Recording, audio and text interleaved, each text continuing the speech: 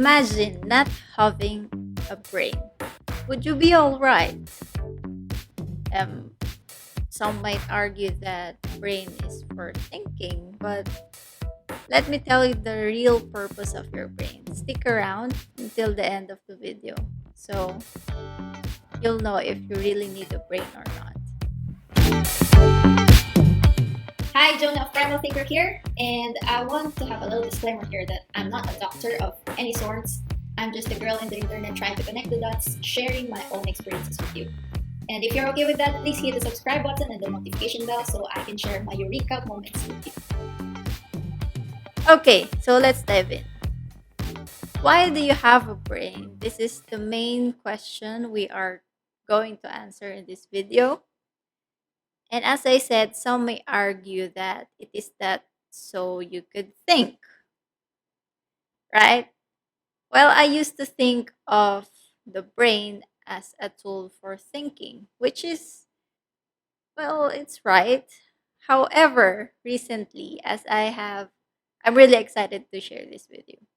As I have investigated and learned, as I am continually learning about our bodies, including our brains, I have come across um, a not so accepted idea regarding the purpose of the brain, and my perspective has been changed.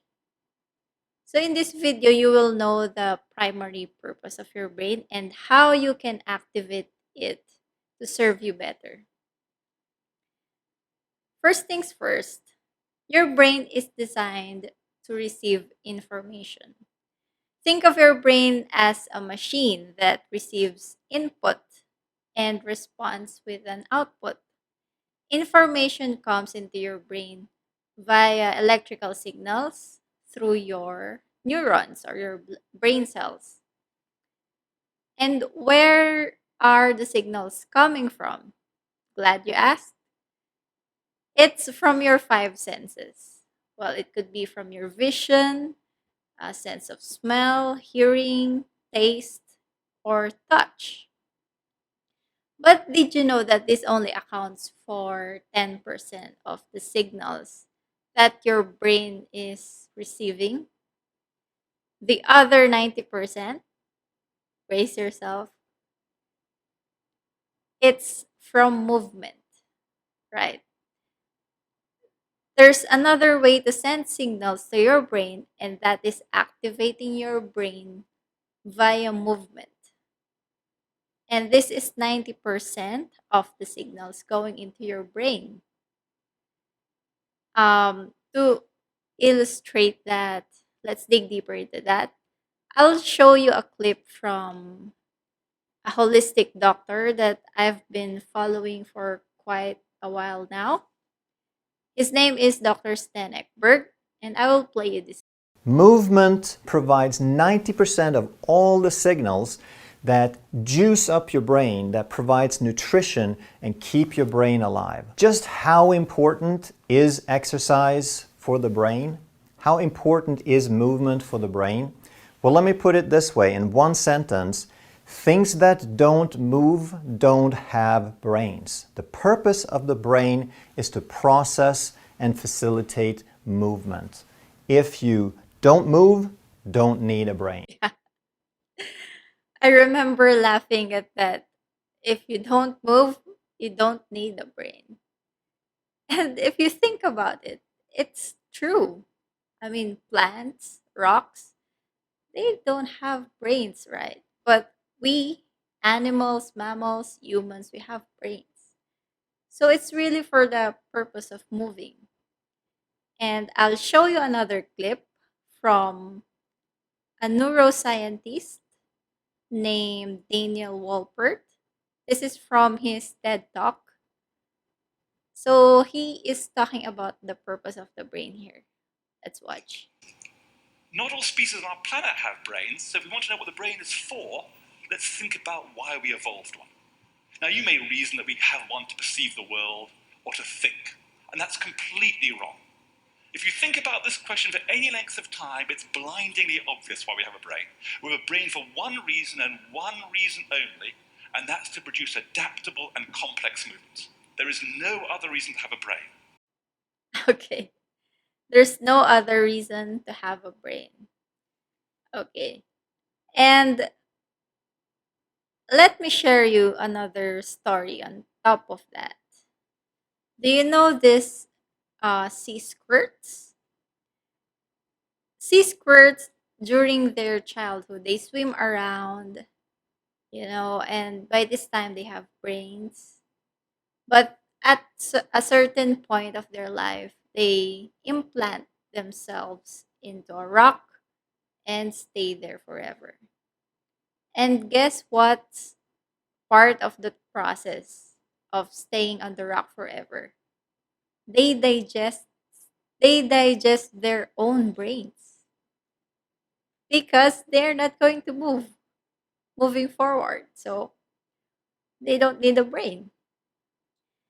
And to top of that, let me share my personal theory. And disclaimer, this is just my personal theory.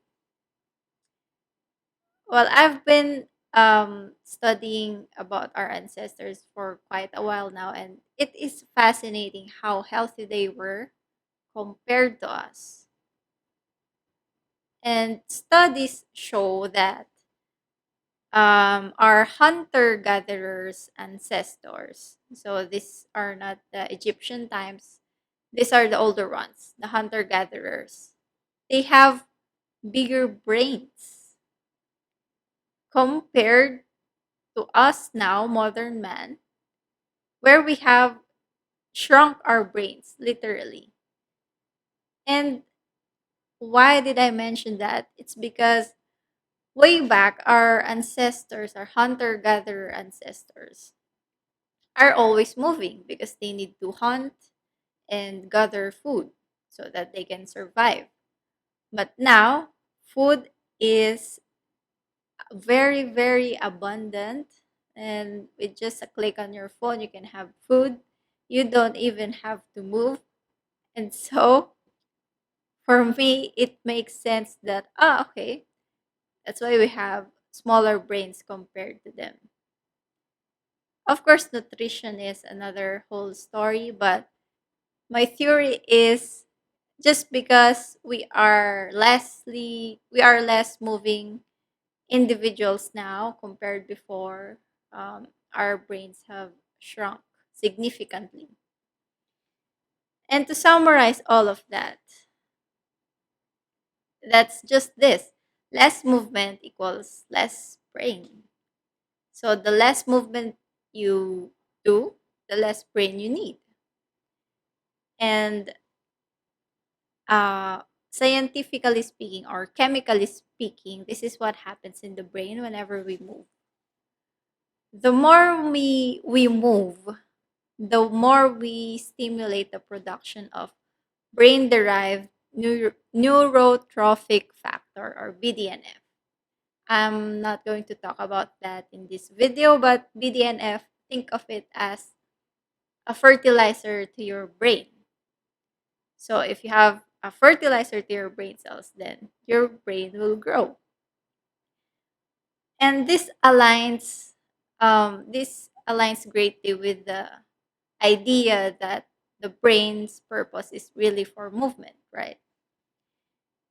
Okay? So given that information, what's the meaning of this for you? What can you do? Well, I would recommend that you move. I mean, with today's life, it's so tempting to just sit down, lay down, and watch Netflix all day, right? Or work um, in front of your laptop for hours and hours. But this is this information really turned around what I what I believed in about exercise. I used to exercise to lose weight, but now I'm priming my days with exercise because if I activate my brain first thing in the morning, Then the rest of the day, my brain is, working at its best. I'm activating my brain. So it's a little hack that goes a long way. Just prime yourself by moving first thing in the morning. Walk your dog or walk in the park or do some push ups before you start with your day. And let me know in the comments if that makes a difference for you, because it hugely made a difference for me. Thanks for watching. Thanks for watching, guys. I have just one request from you. Please do hit the like button and subscribe if you are enjoying my videos, because that is the only way that I know that you are enjoying my videos. So that keeps me inspired to create new videos for you. So see you in the next video.